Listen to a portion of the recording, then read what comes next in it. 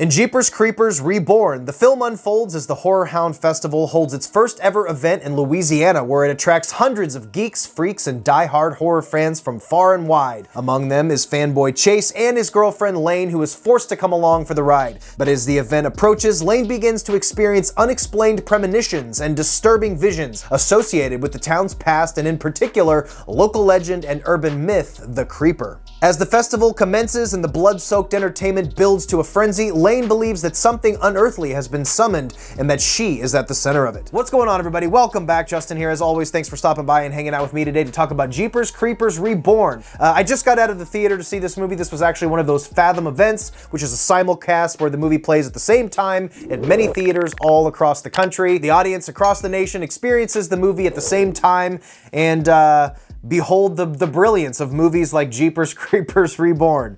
3 dates only that this movie is going to be playing, September 19th, 20th, and the 21st. So you do have some opportunities to see this movie a couple more times throughout this week. Although after my review, you may want to second guess spending your money on seeing this movie. Now, I was interested in seeing this movie for a few different reasons. First of all, I am a big fan of the original movie. The first one came out in 2001, stars Justin Long. The second one came out in 2003, and the third installment came out in 2017. Now, the first three movies were all directed by the one and only Victor Salva.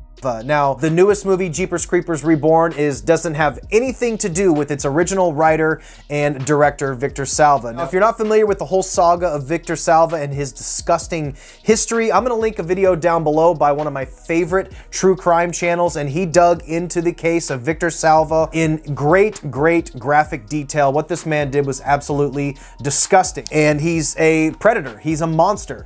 He's directed other films like Powder. He also directed the infamous movie Clown House. Some of you guys might know the behind the scenes. I'm not going to get into it in this video because it's just too much. It's too disturbing, and like I said, I'm going to link Dreading's channel down below. They did a whole video on it, and it has more information on the situation that I never knew. Not only just with Victor Salva, but also some of the producers that knew what was going on, and a couple other players that really made it difficult for Victor Salva's victims, and the whole story is just absolutely disgusting. But all that out of the way, Jeepers Creepers Reborn doesn't have anything to do with Victor Salva. This is an entire new team. No longer is Jonathan Brecht playing the creep as he did in the first three movies. The new creeper is portrayed by Jerome Benjamin. We have a whole new cast of characters and a whole new story. The lore is pretty much the same. The creeper comes back every 23 years to feed for 23 days, and the movie just follows the victims of his murderous rampage as he awakes and starts pursuing people to eat and feed for 23 days. I may go into some brief spoilers, but to be honest with you, there's really not much to spoil in this movie because it's pretty much a bunch of the same shit we've seen. There's nothing really new or fresh here or exciting. There's no fantastic kills. There's no standout performances. The effects are fairly bad and the budget is really low. This movie hit a lot of snags during the pandemic, and it really shows with the budget. I'm not going to completely just trash this movie. The movie in the Fathom event was introduced by the director. He seems like a really nice guy who was really excited to make a reboot of one of his favorite horror films. And it's very obvious when you watch this movie that they weren't working with a lot of budget or a lot of top tier. They did the best they could with what they have. That being said, this movie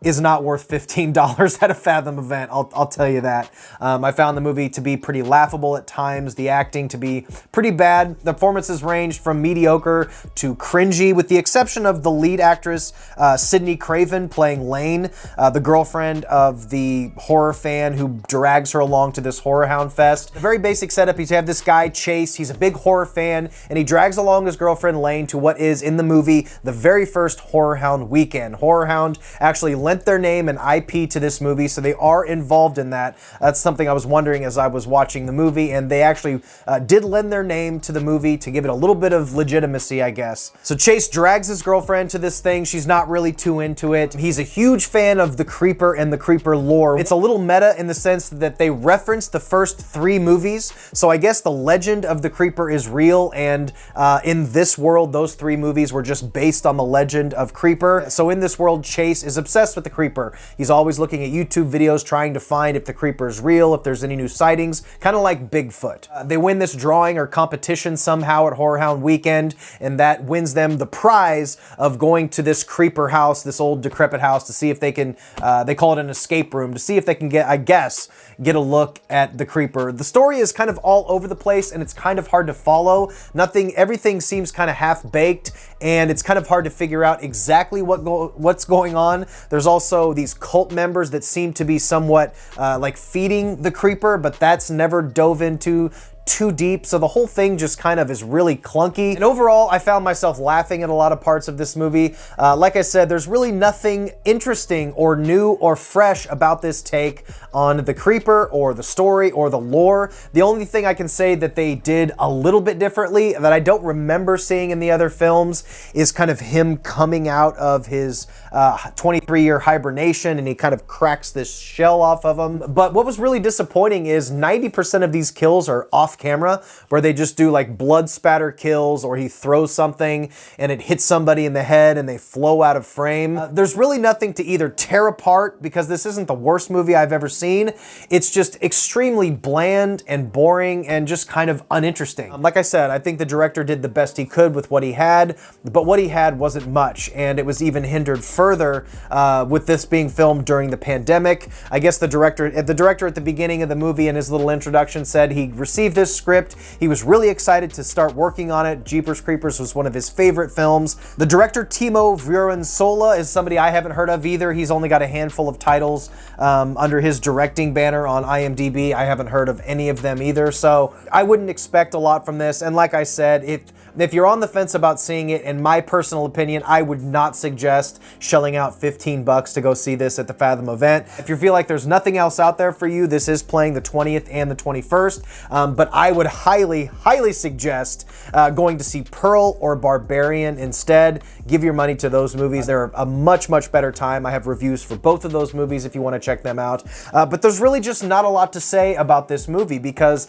not a lot happens. It's not that interesting, and it's also not worth ripping to shreds, because it's just not really worth it either. This movie really has that sci-fi original feel with some of the CGI. There is some practical effects. The Creeper looks okay. He kind of looks a little doofy every once in a while, and I can't say that the portrayal of the Creeper was all that interesting either. His movements were not that imposing or extreme, or really that, I don't know. Nothing in this movie stood out. It's just whatever. Go see Pearl, go see Barbarian. You're not gonna miss anything here. Catch this one for free when it's streaming or something like that. Let me know if you've seen it, if you're going to go see it. Drop your comments down below. Let me know your thoughts. Are you big fans of the original Creeper films? Because I know I liked the first one. The second one is okay. The third one I really didn't care for at all. You'd think maybe them bringing in all fresh new eyes and fresh creators would have breathed new life into the Creeper and this franchise, but unfortunately I don't think it's going to. So anyway, guys, I think we're done here. Check out my other videos. I have done reviews for Pearl, Barbarian, a bunch of other reviews. My podcast group, the Rad Pack, is actually taking over the S'mores Indoors channel. S'mores Indoors was nice enough to interview Mel, myself, and our buddy Garrett, and all of our interviews are dropping this week, and the Rad Pack has episodes coming out in October, so I'll link those down below. But guys, I think we're done here. Stay weird. Remember to always be yourself, and I will see you in the next one. Check out my other channel, The Dead Couch. I got a bunch of stuff happening over there too. Bye, guys. Love y'all. And it's a real record. Not just a picture, but an actual record you can play over and over again. Just cut it out, punch out the center hole, and look, all ready to play on any 78 RPM manual control record player. It's just one of 8 different Mouseketeer records you can get, all featuring famous Walt Disney characters. For instance, there's Donald Duck's song, Goofy singing It's Fun to Whistle, and many more. Look for these special Wheaties packages at your grocer's. The records are free of extra cost with Wheaties, Breakfast of Champions.